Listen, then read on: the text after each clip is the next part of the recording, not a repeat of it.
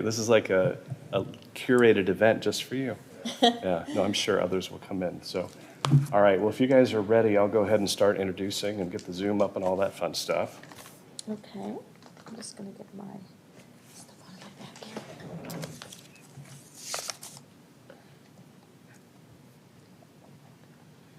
Recording in progress. All right, well, welcome. My name is John Kenyon. I'm the Executive Director of the Iowa City UNESCO City of Literature Organization, and I'd like to welcome you to the final day of the 2021 Iowa City Book Festival. Before we begin our program, I would like to take the opportunity to thank festival sponsors. The festival is supported by the City of Iowa City, the University of Iowa, and Iowa Public Radio. I also would like to thank the festival's partners, the Iowa City Public Library, who have been wonderful hosts to us all week. So for our session today, we have some luminaries of the Iowa poetry world. Debra Marquart is Iowa's Poet Laureate, and Shreya Khullar is Iowa's first Youth Poet Ambassador. Today they will read from their work and talk about their respective roles. Debra Marquart is a distinguished professor of liberal arts and sciences at Iowa State University. She teaches in the MFA program in creative writing and environment and serves as a senior editor of Flyaway, Journal of Writing and Environment.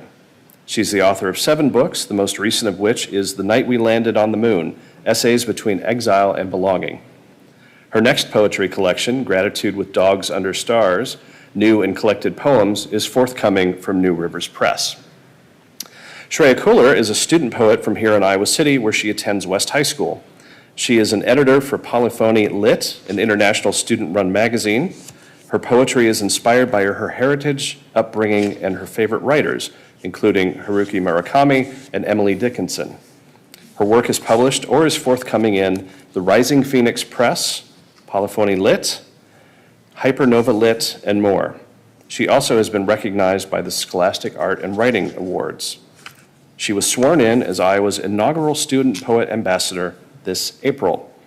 So welcome to the Book Festival, Deb and Shreya. And I'll turn it over to you. Thank you so much, John, and thank you for organizing this event. It's an honor to be part of the Iowa Book Festival event. I'm just kind of curious for the people who are on Zoom, are the cameras right there? Or? Yeah, those cameras in the corners of the room there, and we've got someone aiming them at you, so you're good. fine. So we'll be able to make some eye contact, right? Yes. Well, we thought that we would talk about poetry a little bit today, as well as read a few of our poems. And we're also open to any questions that might be coming through on Zoom if people are in the chat. John, do you have access to the chat? Yes, I'll keep tabs on that. We're just, excited to be here. And so I just would like to start by asking Shreya, what have you been doing? What's it like to be the poetry ambassador? And, we haven't caught up since April when you were inaugurated as our poet. Yeah, of course. So over the summer, I did quite a few events. I read a YA novel called Patron Saints of Nothing, and then I interviewed Randy Ribai, who is the author of that book. So that was really interesting. And then there was also another book through the same program called Pie in the Sky. That was a children's novel. I read that, interviewed the author Remy Lai from that, and those were 2 really fun events because I love reading, of course, and then talking about the books, especially with the authors. That was super fun. And then, yeah, I did a lot of, quite a few events over the summer, and then it's kind of settled down as I got into the school year. Yeah, as it should. We didn't want to put too much of a burden on you, but we wanted to highlight your work, which is absolutely wonderful. When we were at the state capitol in April, we heard some of your poems, and they're just wonderful. So we're going to read a little bit. I was wondering, Shreya, do you want to start us off by reading one of your poems? Oh, sure. Okay. So this is a poem called I Am Girl, I Am Bird, and I'll just start. The curve of my feather collection reminds me of a riverbed I run into as I turn sparrow, osprey, cardinal. The girls in my garden bloom like ink blots, egg shivering into wing. Summer holds us in her hot mouth, seals her lips, and suffocates us until we lose ourselves. I have no name. No one ever gave me one. I'm girl. Just girl. In October, I slice pumpkins into jack-o'-lanterns, pretend I'm sculpting a body, which is to say, I am clay, warm and pliable, folded many times over until I am shapeless lump, nothing but cracked bone and body. As us girls slip into the frost, my arms hollow and the air brittles, not the kind that breaks you, but the kind of breath that slowly sweeps you up, the upbeat of air before a smack of lips, molded to cocoon each other, a hollow chrysalis that kissed a winged thing, meaning, I am moth. Every winter, my sister and I hope the painted ladies arrived safely in Mexico, with an ache that can only be described as maternal. So I wonder if women were born to care, if it's something instinctual, primitive, in other words, natural, in other words, fluttering. March comes before the birds do, and I curdle at the change of season, so I'm something small, a bud that cannot burst until spring. That's a beautiful poem. Is that a new poem? I wrote it maybe a few months ago, so not like super new, but yeah, relatively new. That's new in my book. Yeah. Yeah, and I love all the metaphor in it, the sort of the I am this and I am that, and the idea of transformation and coming into maturity. And are you writing more poems about the natural world? Is that an interest of yours, to write about nature and critters? Yeah, I feel like I just go through some phases. Like when I was writing this, I was super interested in like very like nature themed, like nature imagery poetry, and then I sort of like transition in and out of what I'm interested in at the time. Yeah. I think that's a good strategy for a poet. I'll read a poem. Is that okay, John? Yeah. And then if you have questions for us, yeah. Sure. I always like to read this as my one of my true Iowa poems, because I'm from North Dakota originally, and I feel bad that most of my body of work is about North Dakota. And right now I'm actually working on a book-length poem, a kind of docu-poetic book about the oil boom in my home state, so it's full of research. And I like to research, and this poem actually happened to me. Sometimes poems happen, you just show up in a place and you see something and that's a poem.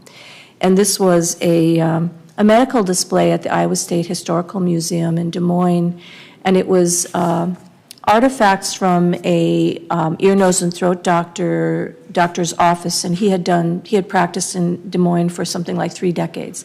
And so it was all these things from his office, and one of them was these sort of shadow box displays of everything he had dug out of people's ear, nose, and throat passages, and he had them on display. They were all documented, and so I knew immediately it was a poem.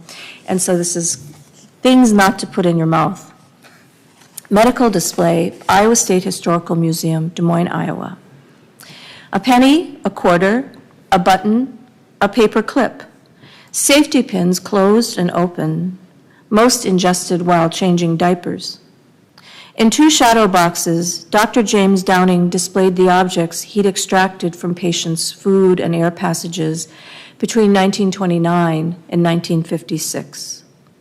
A wishbone, a kernel of corn over large, a pen nib, beads from a necklace with the string still attached, a nail, a screw, a cover from a bottle of Anacin, thumbtacked in rows, suspended in glassine envelopes.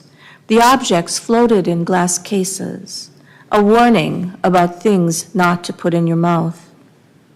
A toothpick, a rhinestone earring, a wadded-up ball of paper, a metal snap, a cocklebur seed, spiky as a porcupine, a long sewing needle, a sardine can turnkey, many small chicken bones, things with sharp edges, cumbersome things that get caught in the throat, things that go down hard and refuse to come up, a Daughters of the American Revolution pendant, a gold hinge from a jewelry box, a price tag marked 89 cents for item number 1025293 from Yonkers Department Store.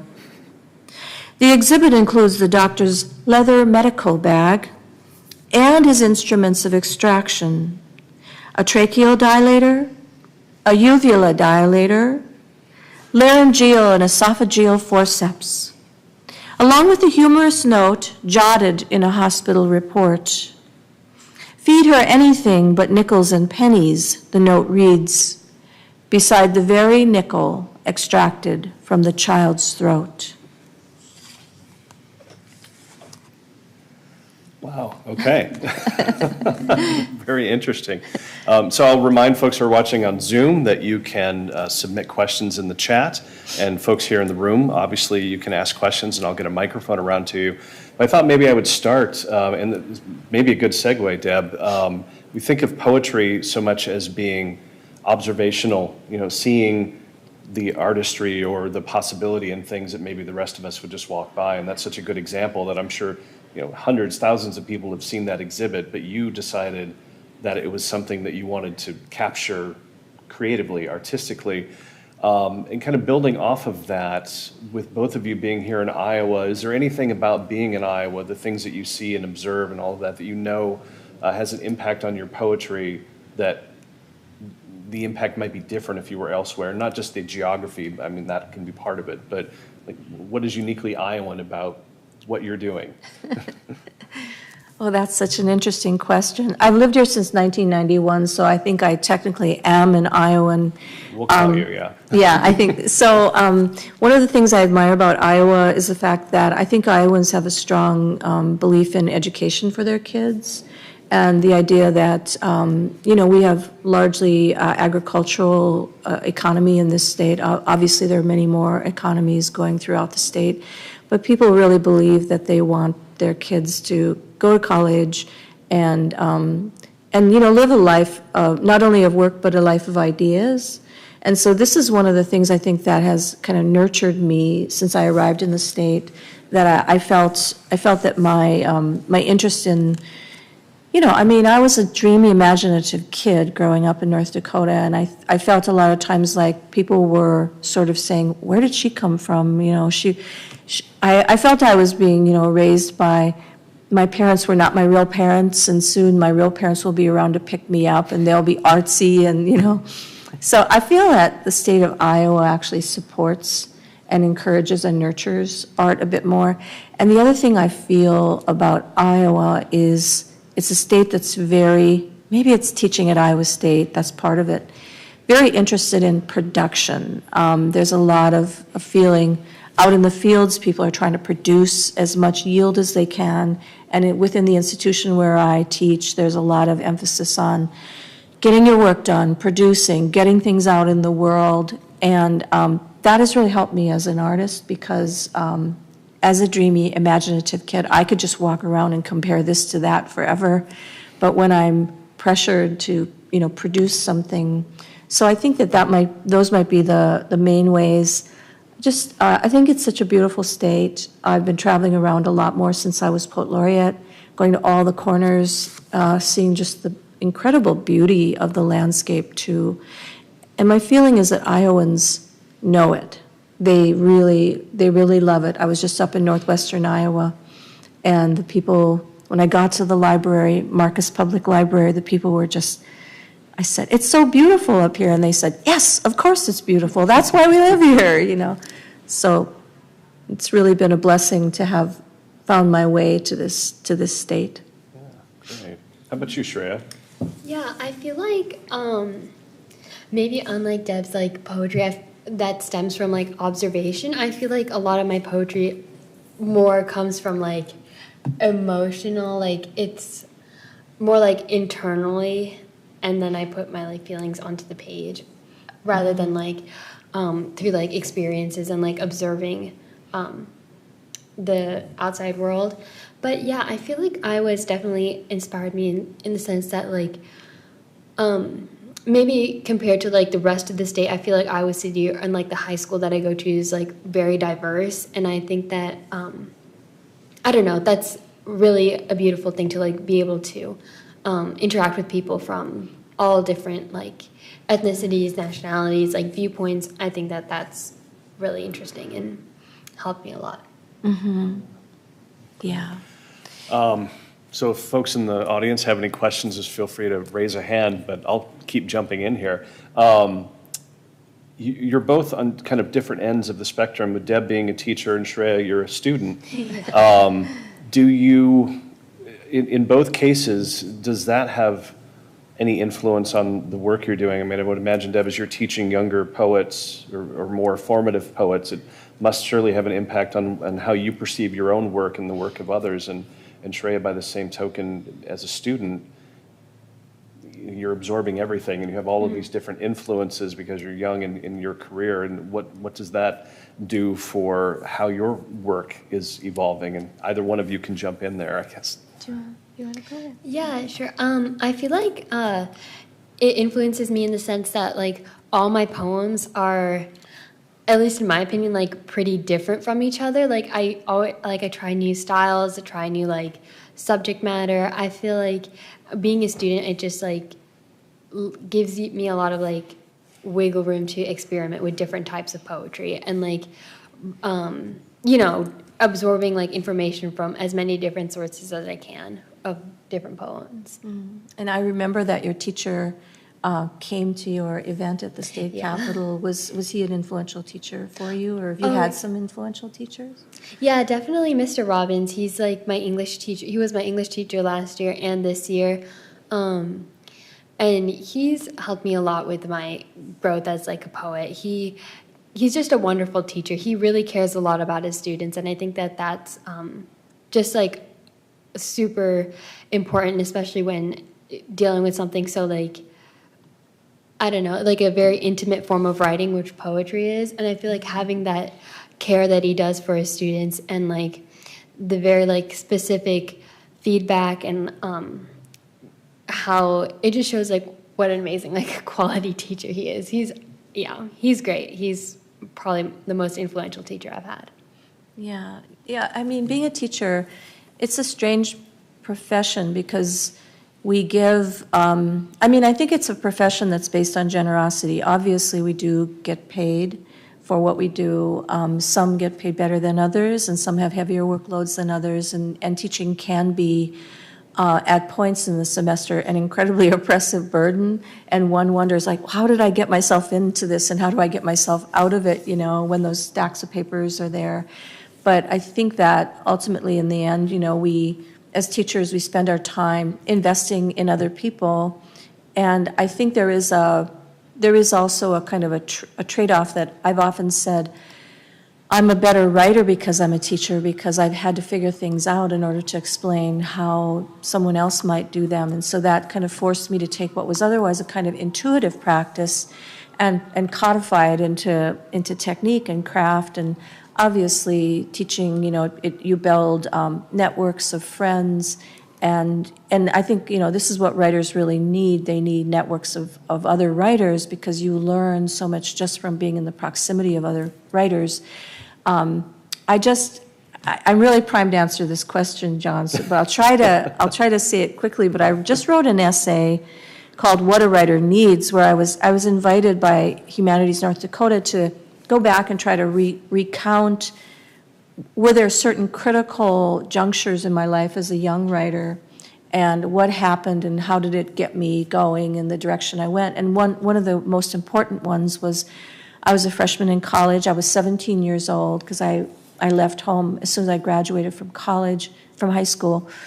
And I had a freshman comp teacher.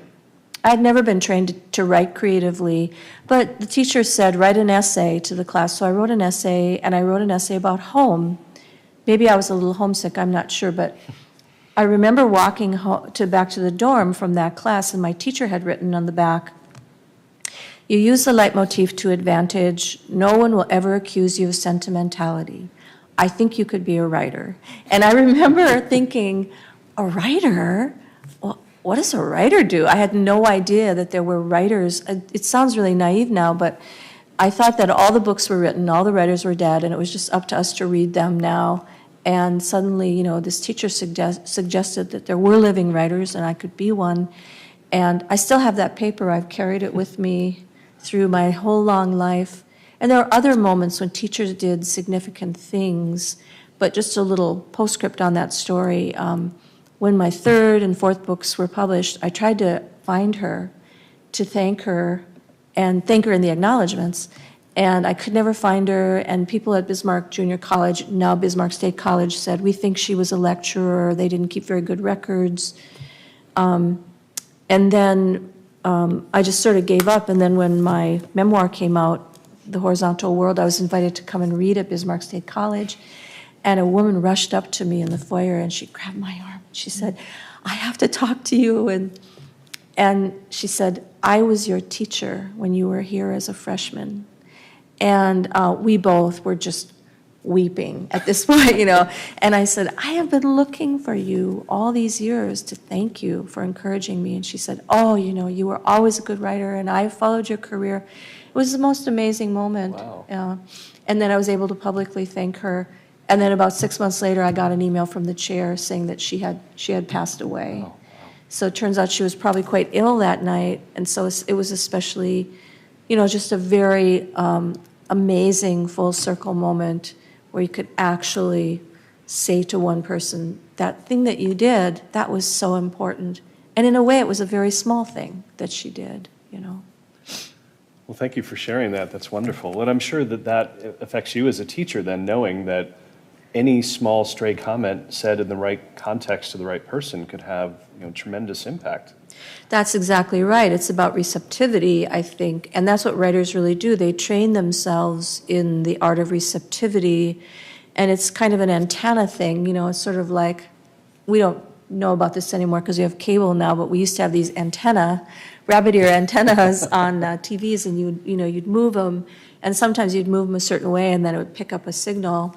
And I think that writers, it's really a good idea for writers to spend a lot of their time sort of working on their antennae and their state of receptivity, because, you know, things to write about are happening all around us all the time. And so it's just a matter of getting oneself into that state where we can see it. And it's more of a feeling for me when it happens, when I see something. Well, and I know, you know, speaking of impact, one of the reasons that we created the Youth Poet Ambassador role was wanting to identify a student and say, you have talent, you have something that we want you to share more broadly. And of course, Shreya was the first one that this light was shined on. I mean, how does that feel for you as a writer to have that affirmation, and does it make you think differently moving forward about your work and how you want to pursue it? I'm going to be honest, at the beginning it was a little overwhelming. I was like, oh my, yes. I was like, I don't know, maybe I'm just like not like as receptive to like compliments. I'm like, oh, it's okay. But I really think that the Poet Ambassador position helped me a lot in like affirming that like poetry is something that I can pursue even if it's like professionally, because I always like might have thought of writing as something that I sort of did like on like the sidelines of my life, but it's what I like actually wanted to pursue. But I was like, no, I can't do that. But I feel like the Poet Ambassador position really like reaffirmed that this is something that I can do like professionally, or yeah. So it is working. Yeah. We're getting the impact we wanted out of that. Yeah. Yes. Good. Yes. Well, I was hoping that we could maybe get each of you to read again. I mean, we have you here, and I know folks would love to hear you do more if you have other things that you could share with us. Yes, of course. And I just wanted to say, I think the other wonderful thing about having you, Shreya, as our inaugural youth poet is the fact that you're such a wonderful poet, and I hope that, you know, it sends a signal that we honor the voice of young people, the voices of young people, and we have such actually a vibrancy in this state of young voices. And so I hope that we can find more and shine a light on them. Should I go ahead and read, or do you want to read? I'll read first. Okay. Oh, this is just literally like the saddest poem I think I have. Sorry about this. Perfect for a rainy day. Yes. That's all right. This is called Pre-Existing Conditions, and it was written actually in about 2012 when the debate was still going on about whether or not we should pass the Affordable Care Act.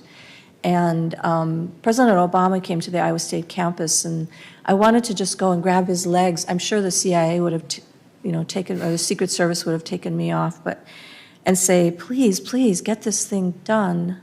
And one of my sisters died unexpectedly during this time, and I realized after the fact that she didn't have health insurance, and so those things together caused the writing of this poem, Pre-Existing Conditions. And it has an epigraph from the Sister Simone Campbell spoke at the Democratic National Convention, and she, arguing for Affordable Care Act, she said, "I am my sister's keeper."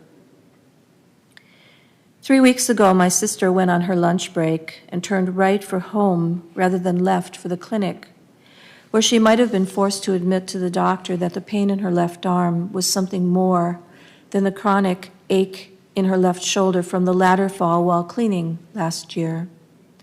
Instead, she went home for soup, which is where my brother found her the next morning, seated at the kitchen counter with her head resting in her arms, as if she'd only fallen asleep after her boss reported she hadn't come to work. She rose each day at 5 a.m. to bake muffins and fresh bread, to make the potato salad and rotisserie chickens that stock the coolers and shelves for the convenience of those who don't have time to cook. Too young for Medicare at 58, she earned an hourly wage that held her just above the poverty line, just enough to disqualify her for Medicaid. I see now how she fell between the cracks. Sure, she tempted fate, cooked with too many eggs, too much salt, sugar, butter, cream. Food was the love she offered to the world, and didn't we gobble up every rich thing she put before us? Did she calculate the cost of the coverage offered her under the new Health Care Act and think, $400? That's a car payment. That's 40 hours of labor, a full week of wages. How I wish she'd been forced to buy it.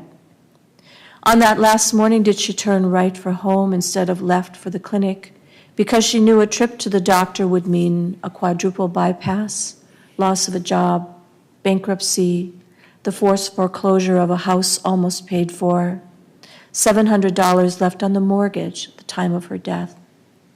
So did she decide to take the pain and risk it, believing she was too tough to die?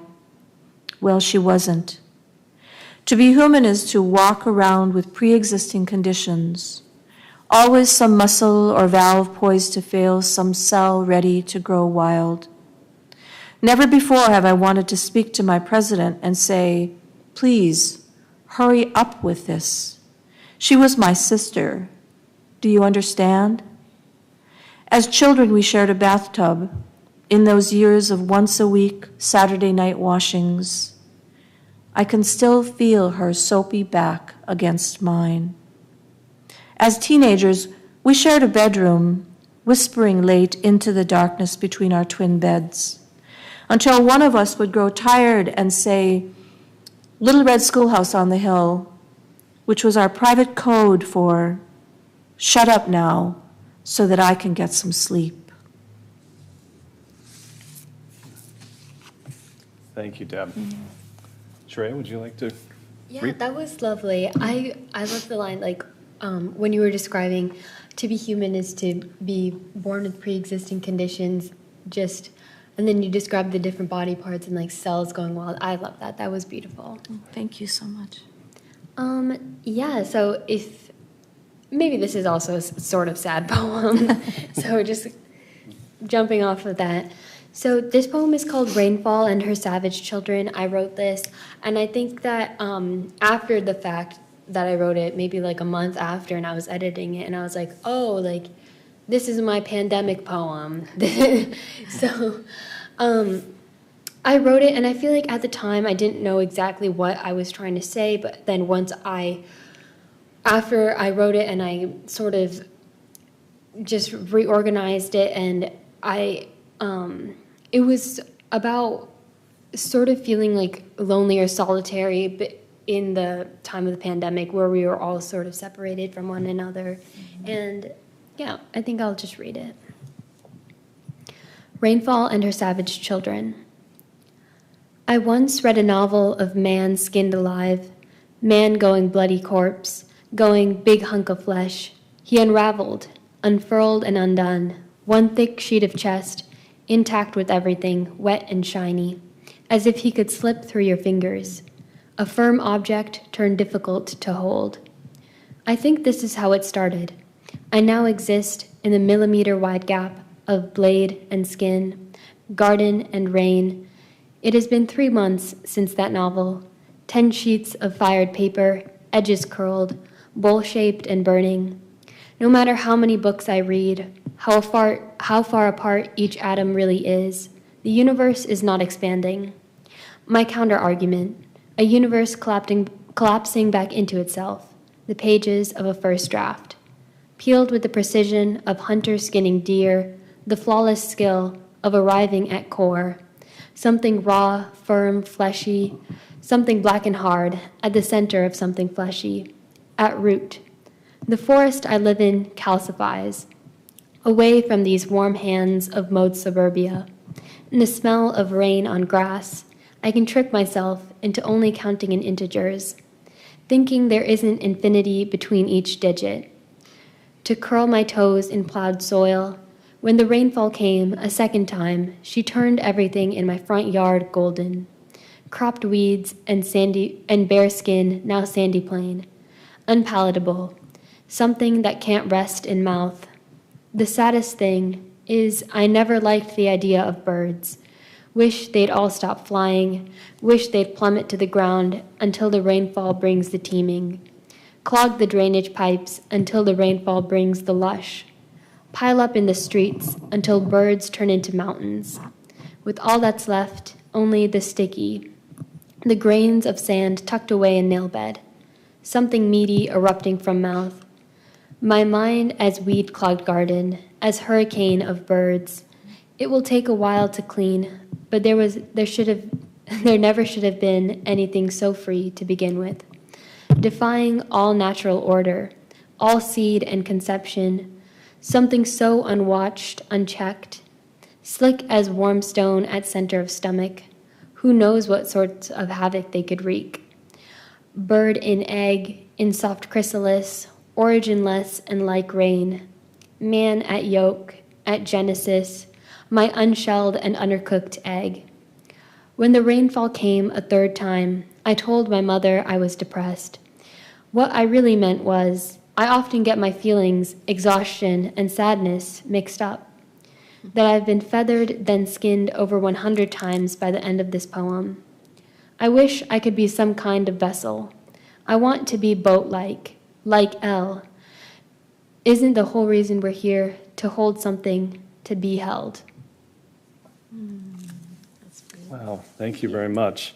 And before we started, I had asked Shreya, because it's raining outside, if she had a poem about the rain on glistening on the streets, and she said no. And of course, she had that instead, which is why you're over there and why I'm over here. So well done.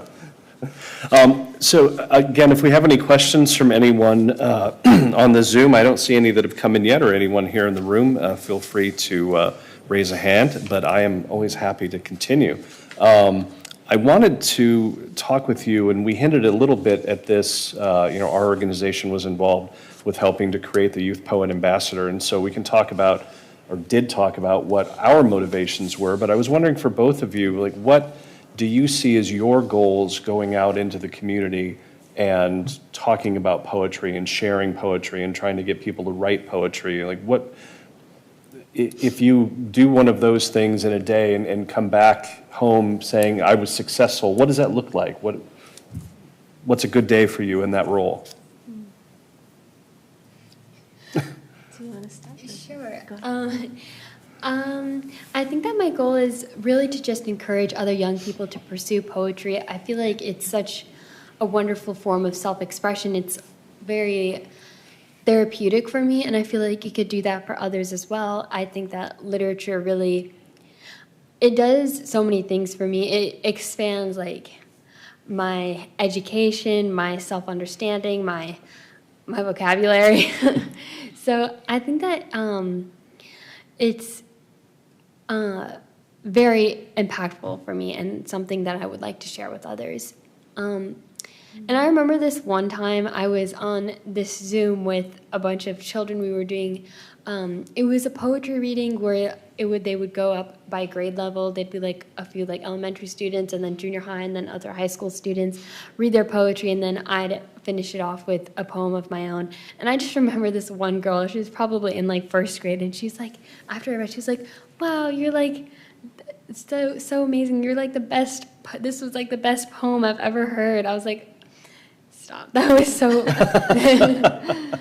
it was so flattered. And I hope that by me being there and like reading some of my poetry, it like inspired her to continue writing. I feel like that was just such a sweet moment. That's great. Deb? Yeah, I mean, I think that's part of the process of reading poems and also, reading them publicly, but then also reading books of poetry or individual poems as they create resonances. And so, whatever the subject of the poem is, that might not be exactly what your particular memory it triggers, but there's something about the way poems work. They go inside and then they create these resonances. So I might be writing about a park bench in Rapid City, South Dakota, and you might never have been at that park bench in Rapid City, South Dakota, but something about the way I'm writing about it resonates. It's like with tuning forks. You hit a tuning fork and everything in the room that's sort of organized according to that frequency starts to ring. And that's what, for me, that's what poems have always done. From the very, first time I ever heard them, someone, reading me a poem, I've always felt that happening. So it seems like that young girl had that experience with you, and that's really so valuable. One of the things I'm trying to do as laureate this year, because I lost a whole year during the pandemic, and I had something like 35 events that I had to cancel, which was just so difficult because do you know how much time it takes to organize 35 events? I mean, it's like a lot of emails. And this last year I was really lucky because I got a fellowship from the Academy of American Poets for this laureate fellowship. And it offers me the support, including things like travel funds, hotel funds, to go around the state and plan different events. And my proposal included doing experiential poetry events. And what I really want to do is find parts of the state that have some natural feature that, like Makokata Caves or the Effigy Mounds or, the Missouri River on the west part of the state, and go, the Les Hills, and find a naturalist who knows a lot about that place, and then have that person come out and walk us around and just give us a kind of a natural history tour of the place, and then have this group of people who have signed on for this go back to a local library or community center and then do some prompts, some free writing prompts in response to what we've learned.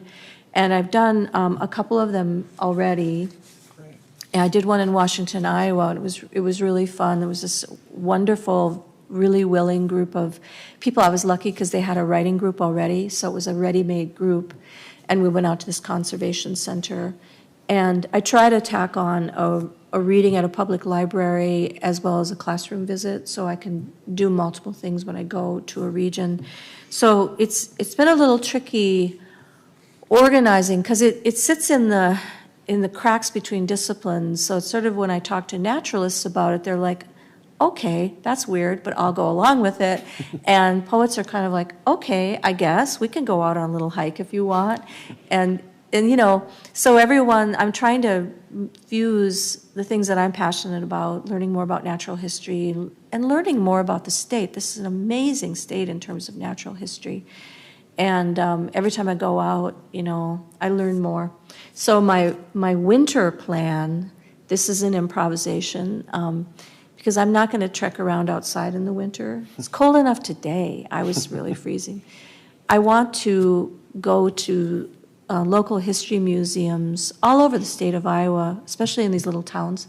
There are these amazing local history museums that are just like full of postcard collections, letter collections, porcelain doll collections, thimble collections, farm implements, everything.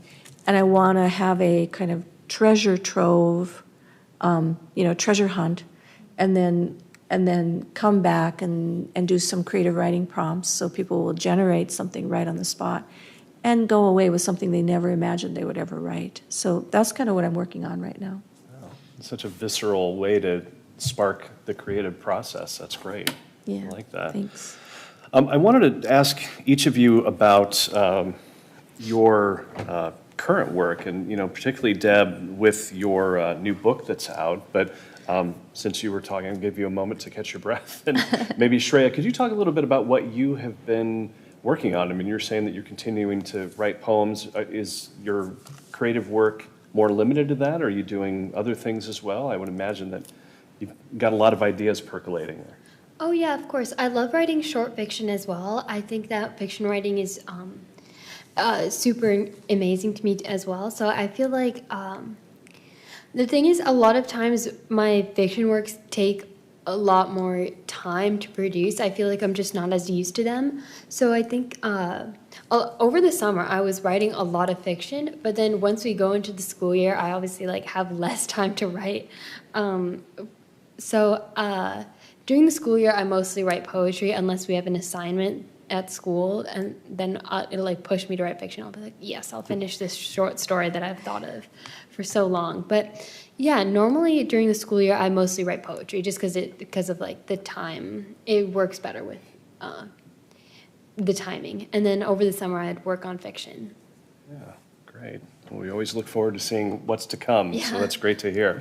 Deb, maybe you could talk a little bit about that new book. I mean, we so identify you as a poet, but obviously you do a lot of other kinds of writing, and this is an essay collection that you have out now. Yeah, it's called Gratitude. I'm sorry, that's my poetry collection that's coming out. It's I'm confused. It's called The Night We Landed on the Moon, and it's a book of essays. I have it right here because I just love the covers so very much. I'll flash this cover. Essays Between Exile and Belonging, and I had this working theory that whatever our parents were grappling with at the moment of our conception becomes sort of our life. This is an interesting prompt for writers to think about. Whatever tensions or differing dreams might have existed between our parents when we were conceived and born, become, in a way, they maybe mark our lives, and this is definitely my case, because my work always negotiates this idea of belonging versus exile, and expatriation too, because I was born into a kind of an ethnic enclave. All my grandparents were immigrants. The thing I probably should have done was just stayed where I was, because that was what was expected. But my impulse was just to flee, to leave as quickly as possible. But I keep getting pulled back, if not only in person, but also in memory and imagination and desire. I mean, I miss home. I'm in a state of sort of chronic homesickness. So this essay collection it's comprised of essays I've written over the last maybe 20 years for different purposes. Anthologies, sometimes anthologies will contact you and say, do you have an essay about weather? No, I don't, but I'll write one. So my weather essay is in here. Or I have an essay about basketball and the connection between poetry and basketball, which I did make a connection in the essay. And there's a lot of travel essays in it too, because in the last 20 years I've done a lot of international travel to Greece and to Russia, where my grandparents came from, and I ended up writing essays. So it is a true essay collection. It's not a memoir, but it's really wonderful. You write and write and write and write and write, and then you think, the file's getting kind of thick. This is how all my poetry collections have happened. Oh, my poetry file's getting kind of thick. Let me look, and then I'll realize I have a real collection there. So it's been really fun to have it between hardcover and to be able to go out and read from it. And then I have a poetry collection coming out, a new and collected, Gratitude with Dogs Under Stars. So that'll be out next spring. Yeah. What was the process like on the new and collected? The collected part, I'm assuming that you were selecting poems from, different books and different eras to put in there. What was that like? It was painful because it is an actual collected. So I just took, I have three poetry books, and one of them is out of print because the small press that published it went out of business. And so it's really nice that I was able to, get the rights back. But I had to try to look back on my older computers to find the Word files that contain those collections. And in the case of my oldest collection, I just could not find the file. And I think it's probably because it was back in floppy times. And I'm not talking about the rigid floppy, but like the big floppy, right? So I had to retype a lot of my poems, which was a really strange experience. And then I don't know if it was the right thing to do, but I actually revised some of the poems and amended them, changed the form that they were in when they were in the actual collection, because I don't know if this happens to you, Shreya, when you go out and read, but I change poems as I read them, and sometimes on the spot, which doesn't always work out that well. But when I saw poems I was putting in the new and collected that clearly I had read differently when I would read that poem in public, then I would amend the actual version of it. You have any thoughts about that, Shreya? Like when a poem is done, is the poet allowed to continue revising? Oh yeah, for sure. I feel like every time I go back and reread my old poetry, I usually change at least one thing about it. I feel like the poems are almost always evolving. But I don't think I would be able to change it while I'm reading it out loud. I have done it rather foolishly. I don't recommend it. Great. Well, we have a question that's come in on the Zoom, and so I'll ask that, and then we're getting toward the top of the hour, and I'd love to get each of you to maybe read one more poem after that. So the question is making reference back to your comment about antenna, Deb. I really like the idea of antenna receptivity that was mentioned, but it seemed like a lot of contemporary life is based on constant distraction. Do you have any insight in how the mind can be trained to really focus on something interesting instead of being distracted by everything? So nice, easy question for you guys to contemplate there. My goodness. I feel that Shreya, as the younger poet, should answer this question because you are. I think, isn't this a generational thing? I notice my students are able to listen to music and have the television on and do their homework, Yeah, I am not one of those people. I feel like I'm very distracted, especially by noise. Even when I'm taking standardized testing, I know I was I took the ACT a couple months ago, and there was this someone was tapping their fingers on the desk, and oh my God, it was so frustrating when I was taking the test. But no, I can never listen and listen to music or have TV running in the background and think clearly. No, I wouldn't say I'm one of those people, but I do know some of my friends can do that. They'll have 50 things running in the background and they'll be doing their homework. I'm I can never do that. But Yeah, I think of us as different versions of a computer, and I think younger people have just faster processors, and maybe can handle that sort of multitasking. But I think maybe the word here is filter, that we can find a way to create filters that will just push those extraneous, non-essential things out of the way, and let the thing show itself. But if I think about the way it works for my own process, like when I went to the historical museum and I saw that medical display, I knew immediately it was a poem, and I got my little notebook out and started just writing the list of all the things that were in the display cases. But then I wrote Ted Kuzer, who's a friend of mine. He grew up in Iowa, and I said, Ted, there's a poem waiting for you at the historical museum. I thought it was really his poem and not mine. And then he didn't write it for years, so I thought, I guess it's mine to write. But I've had this experience many times where somebody just says something, and it's almost like it's in a museum under that special light, just for a second. Sometimes I can feel it on my tongue.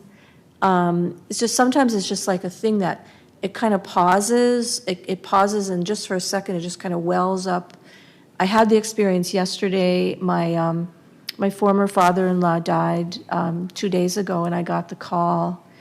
And I discovered that the day before he died, he had inscribed his last book of poetry and he had written me a note and put it in the mail.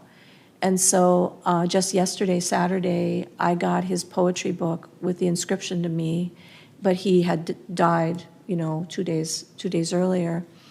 And immediately I felt there was a poem, Your Words Arrived Too Late. There was just a line that came, Your words arrived too late. And that's often the way it works for me. I'll just get one line, or a lot of times it's an image. And then I store it in my notebook and then just wait for it to, wait to have the time, or wait for it to grow just a little bit more gravity or tension or weight. I'm not really sure exactly what it is. It's an undefinable quality in a way, what I'm trying to talk about, but it's a form of attention that, going back to the antenna question, the antenna is the way to get a lot, but this form of focus is a kind of filter that allows you to see the thing when it shows itself. And I'm sure I miss like thousands of things every day, but if I get a couple, I feel lucky. Yeah, that's interesting. So you never heard from Ted Kooser? No, I did hear from him, but fine. he never wrote the poem. Huh, interesting. Yeah. Right. Well, I was wondering then if we could close, because we do have a few moments left, and maybe ask each of you to read one more poem. Again, since we have you here, we'd love to hear more. Looks like you have one ready, Shreya. I do, and I'm like, I don't know if I should read this one aloud though. So I'm like scanning it again. I think I'll read an older one. So if you want to start, I can. Yeah, I can do I'll that. search for the one that I want to read. Well, I just drove 2 hours on a really rainy freeway, so this is a driving poem. I've gotten really soft-hearted when I see roadkill on the side of the road. I just always have this kind of like, my heart just kind of like, contracts. And I feel so bad for these little creatures that are just trying to, get around. So this is called Even on a Sunday Drive. Even on a Sunday drive, it's possible to break your heart. This smear on the freeway, a jumble of feathers, checkered dark against a mottled white breast.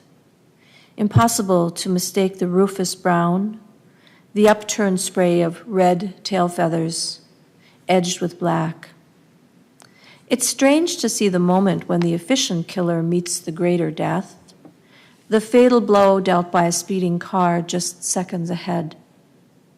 It's better to pity the mice, voles, and rabbits, the snakes and warm bloods who scuttle in short grass under the hawk's swift talons.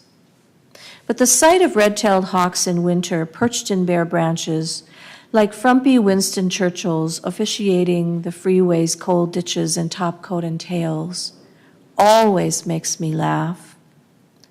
But today the sight of this smaller hawk, turning circles in the emergency lane, 2 miles up the road, staring backwards with that look on her face, where is he? Reminds me that hawks mate for life, incubate their eggs in cooperative pairs, and build nests like upturned bowls of sticks to hold their young, which makes me want to stop the car, bend my forehead to the pavement, and whisper, I'm sorry, forgive me. But the locked traffic propels me forward, and 3 miles up the road, another distraction. A rider truck encased in blazes parked across the median. The truck's contents flaming poker hot against the horizon. Already sirens approach in the distance, and 3 humans circle the catastrophe. Thank you, Deb. Did you find one you'd like to read, Shreya? Yeah, I'll just read the one that I had originally. I was like, I don't know if I should, but I think I will. Yes. So, this one has like a bit of the first one I read. I stole like a few lines from that poem, and I was like, I feel like this fits in this one as well. So maybe you'll hear something that I read earlier. So yeah, this is like a short-ish, it's a little love poem, and it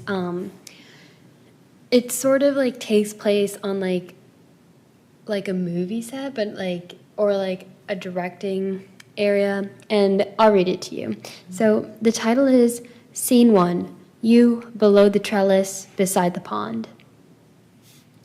If I could say it all, narrate the veil of your lower lip, the trellis, plush and bursting with oranges, dovetailing your frame, it would be for you to overhear and offer a proposition, not as artist, but as philosopher. I paint your lotus seed as exchange of power. The director cuts. I thumb the placid tip of breast, lick its silhouette off muslin dress, and wonder if this is something instinctual, primitive. In other words, natural. In other words, fluttering. In the cathedral, we're 2 breaths away from confession. I am your only audience. You cannot see me through the fog of my blush. So leave me to fallow, to restore fertility. Before the distraction of pink silk ribboning your chest, I am something that is not flustered more than hungry. I sneak an unsolicited touch, seek the blur of sighs and sibilance. Once the playwright becomes gardener, and you, cherry, that swells and bleeds, we can begin again. I am begging him to mount you to action. Thank you. Thank you. I'm glad you decided to share that with us. That was wonderful. That was, in other words, natural, in other words, fluttering, which I loved those lines in the earlier piece, too. Thank you. Yeah, and that almost sounds like a title of a poetry collection, doesn't it? In other words, natural, in other words, fluttering. I don't know. Stay tuned. Yeah, those are my favorite 2 lines from my other one. So I was like, oh, it like fits the atmosphere of this one too. So in like a different context. So That's great to see how you use the same lines Yeah. in different contexts, as you said, and give them different meanings as they go. Great. Well, thank you so much. I think that brings us to the top of the hour, the end of our event. This is one of the final events of the 2021 Iowa City Book Festival, so we thank those who joined us both on Zoom and here in person. Most of the events that took place have been recorded or will be recorded, and they will be posted on our festival website, which is iowocitybookfestival.org. So if you missed anything or would like to revisit something, you can always go there to find those videos.